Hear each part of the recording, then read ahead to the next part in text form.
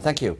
Leeds Council will decide next week whether to install solar panels on some of its buildings, including schools, museums and leisure centres. But in these days of soaring fuel bills, could householders also save money by doing the same thing on the roofs of their own homes? Paul Hudson has been investigating solar power as a possible solution, and it says here he's actually put his money where his mouth is. Energy prices are soaring and we're all looking for ways to keep our bills down. Earlier this month, British Gas increased their prices by up to 20%. So what can we do to cut the cost of keeping our lights on and keeping our homes warm? Well, one way of cutting your electricity bills is to generate your own clean, green electricity. And I've finally taken the plunge and got solar panels fitted on my roof. Well, the bottom line is, unless we all want to go back and live in a cave, we can't get away from the fact that we need electricity. But you might be surprised by just how much some of our appliances guzzle power.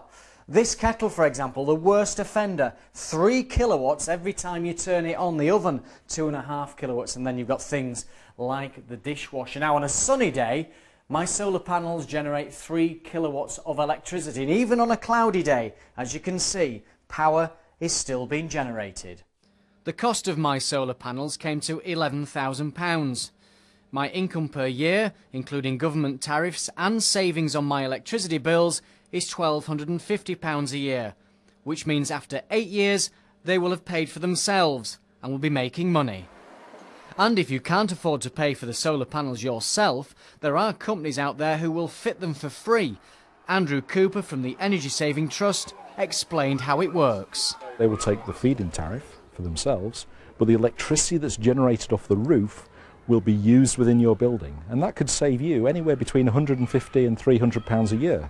But as good as all this sounds, you still need to do your homework. A recent Which report highlighted evidence of some mis-selling in the industry. The important thing is to make sure that any company that you use are members of the microgeneration certification scheme, and that they're members of the Real Assurance Code, which is about the selling of renewable energy products.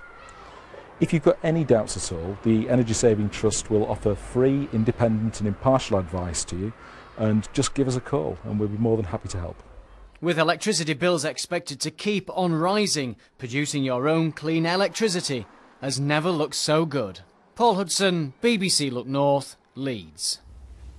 And Paul's been blogging on this subject, solar panels not spending money, at bbc.co.uk/Paul Hudson. And of course he'll be back with the weekend weather forecast, possibly from the west wing of his home at the end of the programme.